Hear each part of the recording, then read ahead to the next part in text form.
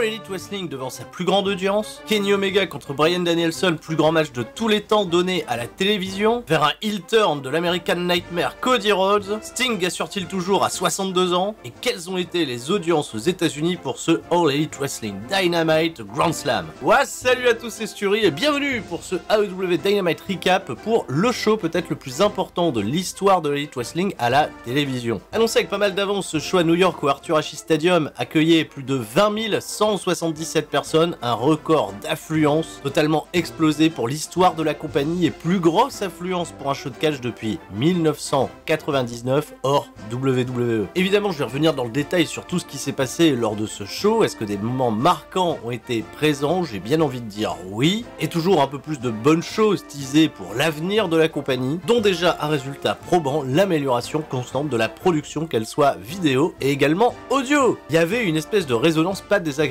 dans cette arène de New York qui rendait les chants du public encore un petit peu plus fous. D'ailleurs, 20 000 personnes qui étaient présentes et 20 000 personnes à bloc. La rampe d'entrée aussi, à la manière de WWE, était incrustée d'écrans LED pour permettre d'afficher les logos des superstars et rendre le truc encore un peu plus vivant. D'ailleurs, il va se passer pas mal de choses sur cette rampe d'entrée dans le premier match parce que oui, All Elite Wrestling a décidé de frapper très très fort en ouvrant le show avec cette rencontre, ce Dream Match très attendu entre Kenny Omega et Bryan Danielson. Avec une particularité qui a peut-être échappé à énormément de gens et je pense que c'était volontaire de la part d'All Elite Wrestling, la présentation des lutteurs par Justin Roberts qui précise bien que le match est bien un match simple, prévu pour une victoire par tombée ou par soumission ou peu importe, en 30 minutes de temps limite. Parce que j'anticipe déjà sur le résultat du match qui a fait couler pas mal d'encre. Évidemment, c'est un match nul. Voilà, les mecs, ils ont été jusqu'à la fin du temps imparti. Juste une petite annonce à la fin du match de Justin Roberts qui a dit il reste 1 minute. Et là, ça avait totalement tué l'ambiance du public. Quoi, il reste qu'1 minute, etc. Alors, ce qui les a peut-être tués, c'est pas de savoir qu'il y avait un temps limite parce que All Elite Wrestling a habitué son audience depuis sa création à jouer la carte des temps limites. Souvenez-vous par exemple du match nul entre Jon Moxley et Pac. Un temps limite, cela dit, qui habituellement est à 20 minutes. Il a été poussé à 30 minutes pour ce combat, puisqu'il fallait en effet un 30 minutes pour raconter une sacrée histoire. Et sur ce point-là, je pense qu'ils auraient pu nous donner un petit peu plus de précision. Mais c'est important de pas marquer le truc, de pas insister. Attention, ça a duré 30 minutes parce que je pense que ça aurait spoilé d'avance la rencontre. Ils ont fait ça avec discrétion, ils nous ont laissé profiter du moment et justement, Bryan Danielson, Kenny Omega, déjà ils ont kiffé le moment. Il n'y avait pas besoin dès le début du match de monter dans les tours, les mecs se sont posés, il y a eu du stalling, ils se sont regardés, Bryan Danielson il a souri, un sourire toujours aussi communicatif, le public était en feu et il y a une pop pas permis juste au moment du premier lock-up. Et ça a été d'ailleurs la grosse force de ce match, un public qui n'a jamais baissé d'intensité ou qui a toujours répondu très juste à toutes les actions qui se passaient dans le ring. Un Bryan Danielson qui a en effet pris quelques libertés supplémentaires de par son ancien personnage à la WWE, Daniel Bryan. Là, il a rajouté quelques petits moves à son arsenal, dont la fameuse Cattle Mutilation qui a déclenché une énorme pop. Je rappelle, c'était son finish avant de rejoindre WWE, cette prise de soumission qu'il utilisait notamment à la Ring of Honor. Quelques souplesses également empruntées à William Regal. Pas un Bryan Danielson très porté sur la technique, oui, quand on veut se revendiquer le meilleur catcheur technique, il a plutôt été porté sur les strikes, avec dans son jeu énormément d'atémis, de coups de pied et des atémis justement, lui aussi il va en subir. Il va pas falloir attendre 5 minutes pour voir le torse de Bryan Danielson totalement viré au rose. Après les assauts de Kenny Omega qui a maîtrisé le match dans, je vais dire ça, sa gestion, il va y avoir un énorme tournant dans le combat, une action qui va se déplacer sur cette nouvelle rampe d'entrée qui est très spectaculaire. Bryan va se faire esquiver et se voir appliquer une Dragon Suplex de l'enfer qui a calmé, tu vois, tout le public, toute l'excitation de New York, parce que forcément, un bump aussi choquant pour Bryan Danielson sur la nuque, ça fait réagir les gens. Kenny Omega qui va prendre un élan considérable pour porter un V-Trigger monumental qui fait basculer toute la physionomie du match à l'avantage de Kenny Omega. Ils sont partis à la pub aux États-Unis à ce moment précis, mais pendant la pub, ça va. Il s'est pas passé non plus 20 000 trucs. Il y a juste Bryan Danielson qui a pris le temps de vendre, de réintégrer le ring, de se faire un peu dominer, et quand le retour s'est fait au niveau des caméras, il a pu reprendre un petit peu l'avantage de son combat et on a eu cet équilibre qui s'est porté jusqu'à la fin du combat. Bryan de son côté a dû encaisser énormément de V-Trigger et une superbe parade sur une tentative de Wayne Angel en Poison Rana. Beaucoup ont considéré ce combat comme peut-être l'un des meilleurs matchs qui a été donné gratuitement à la télévision américaine, donc c'est-à-dire tous les combats qui peuvent être considérés hors pay-per-view. Je ne sais pas à titre personnel si j'aurais été jusqu'à cette distinction, parce qu'il y a quand même un Kurt Angle, Brock Lesnar il y a quelques années, hein, oulala, qui était assez incroyable. Mais de récente mémoire, en effet, est-ce que on a eu mieux en termes d'ambiance, en termes de drama, et peut-être également de la bonne frustration, parce que je sais que ça a été terriblement frustrant de terminer le combat sur pas un double décompte, mais un temps limite. On a juste eu en fait une mise en bouche de ce que les mecs pouvaient nous donner, et ça j'ai trouvé ça super intéressant, parce qu'on est peut-être aux prémices d'une saga entre Kenny Omega et Bryan Danielson, qui devrait se poursuivre, peut-être même pas en 2021, peut-être qu'ils vont attendre 2022, parce que Bryan Danielson il a dit, moi je suis sensible, s'il y a un système de ranking, je veux faire les rankings, je veux gagner mes matchs et mériter mon opportunité pour affronter Kenny Omega. Mais ça m'a énormément fait penser au combat entre Kenny Omega et Kazuchika Okada de Dominion, leur second affrontement qui s'était terminé également en time limit draw de 60 minutes cette fois-ci, nous donnait envie de voir la suite, et cette frustration, je pense que c'est une excellente frustration, parce que on va être cramponné à voir comment Bryan Danielson va réussir à grimper dans le classement, comment il va obtenir sa nouvelle revanche contre Kenny Omega, comment Kenny Omega lui va se comporter après ne pas avoir battu Bryan Danielson. Est-ce que ça va le frustrer, est-ce que ça va le rassurer?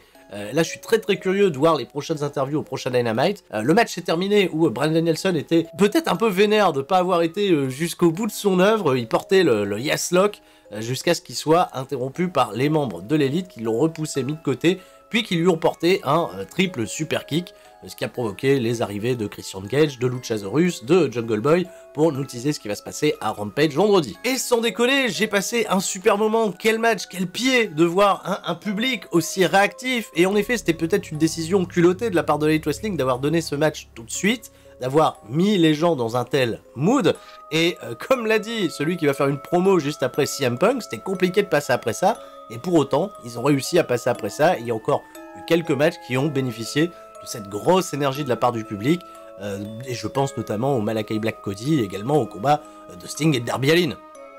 On va en parler.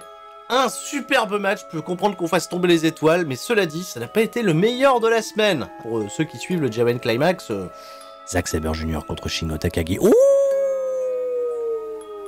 Alors comment suivre après ça? Je l'ai dit tout à l'heure, c'est CM Punk qui va faire sa promo pour hyper son combat face à Powerhouse Hobbs. C'est toujours aussi chiant à dire d'ailleurs. Et c'est un CM Punk qui a plus envie de déconner, particulièrement avec le public, tu vois, de se jeter dans la foule, etc. Il est plutôt vénère, parce que la semaine dernière, il s'est fait passer à travers une table de la part de Powerhouse Hobbs. Et tout le monde s'est dit, tiens, est-ce que l'ancien CM Punk va revenir? Pas celui juste qui vient taper dans les mains, tout ça. Est-ce qu'il va revenir avec la rage, tout ça? Et c'est une question que lui-même s'est posée. Et il a même teasé, tu vois, que l'ancien CM Punk pourrait revenir, mais attention à ce que vous souhaitez, parce qu'on sait aussi que CM Punk, ça n'a pas toujours été le top babyface d'une compagnie, bien entendu. On pourrait peut-être avoir un heel turn de CM Punk dans les mois, années à venir, on ne sait pas. On va voir comment ils vont pouvoir profiter pour l'instant de l'aura de CM Punk avant de pouvoir le faire basculer dans le côté obscur de la force. Mais quelque part, ça me tarde. On a ressenti de l'envie, énormément d'agressivité dans ce discours de CM Punk, qui pour autant se tient prêt et qui nous a droppé le mic façon pipe bombe, sans avoir besoin particulièrement de shooter. Voici, il y a une petite crotte de nez au début de la part de Punk vis-à-vis de WWE en disant au fait, ça fait longtemps qu'il n'y a pas eu de catch professionnel à New York, WWE qui était là la semaine dernière, mais bref. Une bonne guerre, on n'a plus le droit de dire catch à la WWE. Pro Wrestling, c'est banni. Donc chouette discours de CM Punk qui a remis le public, je pense, sur les rails, et un petit câlin à Stéphane Amell de la série Heels, d'ailleurs une série que je vous recommande, que je la suis là pour le moment, je passe un excellent moment devant. CM Punk a joué dans un épisode, je vous laisserai découvrir tout ça, et on enchaîne avec le catch congolais. Et oui, MJF, qu'est-ce qui se passe? Le slip d'MJF, dédicace au catch congolais. Je me suis dit, il va faire apparaître des poules, qu'est-ce qui se passe? Non, il affronte Brian Pillman Jr. Il y aura aucune blague, il y aura pas de magie dans ce combat. Il y aura même finalement assez peu de grosse ambiance. Les gens ont eu du mal, je pense, du côté de New York à se mettre derrière Brian Pillman Jr. L'aide sur MJF est toujours aussi compréhensible. Le match va durer 9 minutes 5. Fait marquant dans le combat, à un moment, MJF, voilà, qui va à l'extérieur du ring, va se protéger d'une tentative de dive de la part de Brian Pillman en se mettant derrière Julia Hart. Voilà, qui accompagnait Brian Pillman, je pense juste pour ce spot-là. Après, bon, il a fait le relou avec, il s'est pris un dropkick. Brian Pillman, il pensait qu'il avait le feu, qu'il allait pouvoir reprendre l'ascendant, il a voulu faire son springboard clothesline. À la manière de son papa décédé, il s'est fait contrer, le sel de la terre, abandon, victoire d'MJF qui continue sur sa lancée, qui devrait avoir de nouveaux programmes, je pense, à partir de mercredi prochain. Comme j'espère, peut-être un certain CM Punk, ce serait bien que les deux se croisent un moment. Là, au micro, ça ferait des étincelles. Backstage, Chris Jericho et Jake Hager nous teasent leur affrontement futur de vendredi contre les Men of the Year, Scorpio Sky et Ethan Page. Rien de plus. Retour sur l'ambiance du Grand Slam et la salle qui se plonge dans le noir. La lumière cette fois-ci ne va pas être blanche mais rouge pour l'entrée de Malakai Black. Encore une fois, une entrée qui fout des putains de frissons. Il a ce sourire en biais, il est fantastique. Mais de l'autre côté, Cody qui fait donc son retour, le match revanche 6 semaines plus tard, après que Malakai Black ait défoncé tous les membres un par un de la Nightmare Family, va venir au ring, voilà, habillé comme le protecteur dans The Boys. Donc il va accueillir par l'entrée que nous on voit à droite, l'entrée des Babyface, Arn Anderson, hein, tu vois, son coach, ah voilà, l'entraîneur, alors il faut faire ça, là, voilà. Arn Anderson, tu connais. Mais de l'autre côté, à notre gauche, là, il y a Brandi. Elle vient du côté des heels. Hein? Vous avez fait attention à ce détail? Non? Mais c'est incroyable, il y a des détails partout dans ce combat. Les mecs viennent au ring, ils s'affrontent, confrontation. Déjà, l'œil de Malakai Black, il est plus blanc, il est rouge. Pourquoi? Qu'est-ce qui se passe? Son truc, c'était pas seulement de battre Cody, c'était de l'empêcher aussi de prendre sa retraite, il y a 6 semaines, pour peut-être l'amener sur un nouveau niveau. Et est-ce que ce nouveau niveau serait pas le heel turn de Cody, dont le personnage a totalement gavé New York? Voilà, le public était totalement sauvage, les gens étaient à fond pour Malakai Black, et Cody s'est pris ses premières plus grosses huées du côté d'All Elite Wrestling. Il n'y a pas eu un bout du public, tu vois, qui a essayé de le rattraper en disant « Oui, notre héros, l'américain, voilà. Mon Amérique à moi !» Non, ça, il y a pas mon Amérique à moi, il y a juste un Cody qui va avancer dans le combat, qui va peut-être en sortir de plus en plus frustré, jusqu'au point, il s'est passé un truc avec Arn Anderson qui était super, Cody il va porter son Crossroads, voilà, 1-2 dégagement, et Arn Anderson il est monté, tu vois, sur le prone, sans raison, le mec il monte, mais juste peut-être pour encourager, peut-être qu'il se disait ça y est c'est bon, c'est pas bon, donc il vit le truc, et il fait un petit tour, tu vois, on le voit face caméra, il veut passer, tu vois, derrière le poteau, la caméra s'écarte un peu, mais Arn Anderson, le con, il est tombé. Mais enfin, Arnaud, il est tombé Arnaud, bah il est tombé. Et les gens, ils ont un petit peu rigolé, enfin, Arnaud, voilà, qu'est-ce qui se passe? Il est remonté et il s'est pris un Cody sur la tronche parce qu'il y a eu une projection qui a été renversée. Mais on reste pas là, Arn Anderson, qu'est-ce que c'était que ce spot pour créer un petit peu de bisbille entre Arn Anderson et Cody, parce que après, ils vont se voir à l'extérieur du ring, car ça, il fait, bon, dégage, va faire ton combat. Et justement, Cody, après ça, il va un petit peu vriller. Dans le sens où, merde, il va être plus agressif, il va porter des coups de poing à répétition dans le coin du ring sur Malakai, l'arbitre va essayer de l'en empêcher, et il va pousser violemment l'arbitre, merde, qu'est-ce qui se passe? Il se comporte comme un heel, il va se manger, juste après ça, un Black Mist. Ah voilà, vous connaissez le Green Mist, vous connaissez le Poison Mist, ben là c'est un Black Mist, un bien noir de la part de Malakai Black, au visage de Cody, et puis il va gagner avec un roll-up. Cody Rhodes, welcome to the dark side of the Warlock Zone. Victoire de Malakai Black, qui en est à 2-0 sur Cody, et ça va être très intéressant de voir comment ça va évoluer du côté de Cody. Est-ce qu'ils vont essayer de forcer ce côté babyface un petit peu trop lisse, un peu trop américain, etc. pour générer toujours plus de hits de la part du public? Est-ce que cette entrée de Brandi Rhodes a été tu vois, un petit peu un déclencheur? Est-ce que la feud avec Malakai Black sera un déclencheur? Est-ce que Malakai va évoluer vers de nouveaux trucs? Je sais pas, il y a des choses qui se terminent, d'autres qui commencent grâce à un match. Je sais que pour le storytelling c'est parfait, je sais que quelqu'un comme Norbert Feuillant qui va vous conter ça sur Toonami mardi à 20h55 va se régaler avec un tel combat. Voilà, je le sais, on a parlé, on s'est échangé des trucs, bien sûr. Après nous avoir annoncé que la semaine prochaine, Miro défendrait le championnat TNT contre Sammy Guevara, oui, ça tombe déjà. On est parti pour l'entrée de FTR, accompagné de Tully Blanchard, des FTR qui sont habillés, tu vois, qui ont stylisé leur logo, leur catchphrase façon NWO, et c'était très cool de se mettre aux couleurs de la NWO pour affronter un mec comme Sting, qui a été le plus gros ennemi historique de la NWO en 97, c'était incroyable, oh là là, c'était génial. Et Sting et Darby Allin vont quelque part, enfin même ce match qui va durer, qu'est-ce qui va durer 9 minutes 30, va, je pense, lui aussi, je vais pas dire voler le show parce qu'il y a quand même l'opener qui est incroyable, mais en tout cas m'aura bien marqué, m'aura fait passer un incroyable moment, parce que Sting, oui, à 62 ans, est toujours autant capable d'assurer dans le ring, c'est même un petit peu fou. Il va être disponible pour prendre la hit, voilà, il a pris des coups d'arpard, des descentes de la cuisse, il va se prendre, voilà, quelques petites baignes bien placées, et quand il va faire après le hot tag, il va revenir avec des spinebusters. Qu'est-ce qui se passe? Des spinebusters crossbody depuis la 3e corde, et puis un match qui a été construit avec un rythme très haletant, très effréné, tout le monde s'est mis en avant, FTR ils sont dans leur élément clairement, et on s'est retrouvé dans cette fin de match où Sting qui commençait à porter ses Stinger Splash, d'abord à Cash Wheeler, après à Dax Harwood, etc. Il voulait alterner, et il voit pas justement que Dax Harwood, derrière lui, il y a Tony Blanchard qui a mis une chaise, en fait, dans le coin du ring, comme ça si Dax esquive, c'est Sting qui se prend la chaise, et ça c'était assez bien foutu, assez bien vu, et Sting il va pas tomber dans le panneau, il va voir l'esquive, il va s'arrêter devant la chaise, et il fout dedans Dax Harwood, puis mettre une grosse bagne à Tony Blanchard. Ça a déclenché une pop du public que j'imaginais même pas. Et en effet, Sting, il est toujours aussi populaire. Les gens ont envie de le voir, ils ont envie de voir ce Sting-là, tu vois, qui est impliqué, qui est dans ce catch tag, et qui est super habile, on va dire, avec ses trademarks. Il en fait pas plus qu'avant, hein. Bon, un Smackbuster, ok, mais il en fait pas plus qu'avant, mais ce qu'il fait, en fait, il le fait bien, il l'exécute sans qu'il paraisse, tu vois, âgé. Alors on sent qu'à la fin du match, il est rincé. Il va avoir sa position de sharpshooter un petit peu plus tard, le Scorpion Deathlock, sur Dax Harwood, justement, et Cash Wheeler va essayer de venir, tu vois, tirer les mains de Dax Harwood vers les cordes, et en étant comme ça sur le rebord du ring, Darby Allin de nulle part, il arrive coffin drop, c'était magnifique, la séquence c'était super, Dax Harwood qui abandonne dans la foulée, une victoire de Darby Allin et Sting que j'imaginais pas, je pensais vraiment que FTR allait être construit fort pour aller chercher les Lucha Brothers un peu plus tard, je sais pas si ça va leur coûter dans leur push, mais quoi qu'il en soit, cette surprise et cette, encore une fois, belle, on va dire romance, mais en tout cas belle amitié, j'en sais rien, entre Sting et Darby Allin, m'a permis de vivre un grand moment babyface, et bah, c'était super.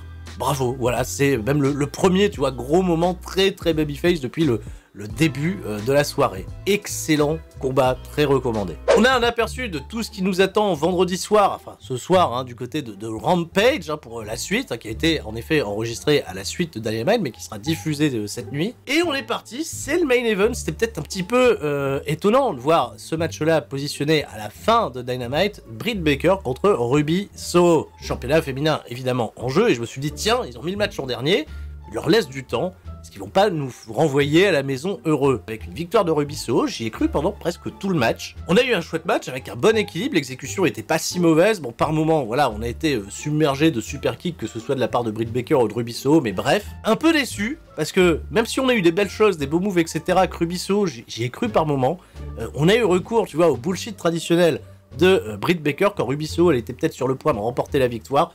Il y a Reba, hein, ou Rebelle, comme vous voulez, voilà, qui est venu sur le bord du ring. Elle n'a pas vu que Jamie Hayter était également dans les parages. Elle a porté une petite guillotine avec les cordes à Ruby Soho, qui est tombée, voilà, dans le lockjaw de la part de Britt Baker, qui l'a fait abandonner. Ça s'est terminé comme ça.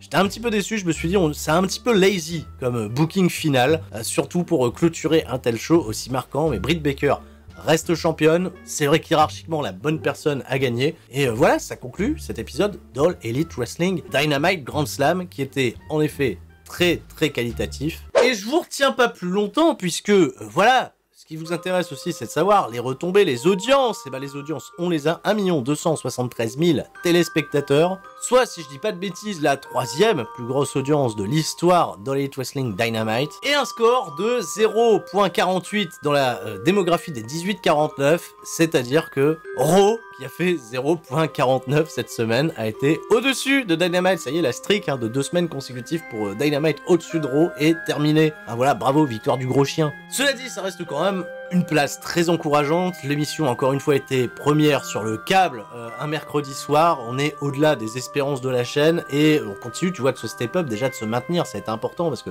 à l'époque, à Elite Wrestling, quand ils atteignaient 1 million, ils conservaient pas leur million. Ça retombait, et puis il fallait quand même, tu vois, faire appel par moment, tu vois, avec des Mike Tyson, etc. Là c'est des mecs du roster désormais. C'est CM Punk, c'est Bryan Danielson, c'est ces gars-là qui ont peut-être permis de franchir un palier, tu vois, dans la croissance, dans l'explosion de l'Elite Wrestling. Et on est en train, tu vois, de s'accrocher, tu vois, à ce 1 100 000, 1 200 000. On va rester peut-être dans ces alentours-là, et ce serait bien pour la compagnie pendant quelques mois, le temps que le buzz continue de prendre, mais ils ont encore des cartouches. Hein. Il y a énormément de cartouches en leur possession, il y a énormément d'affiches, de dream match, de face-off, tu vois, à créer. Il y a une espèce d'idée fantasmée, notamment de la part des fans très forts de All Elite Wrestling, qui veulent que ça se rapproche, tu vois, d'1,5 million, 1,6 million, et qu'on vienne talonner Raw.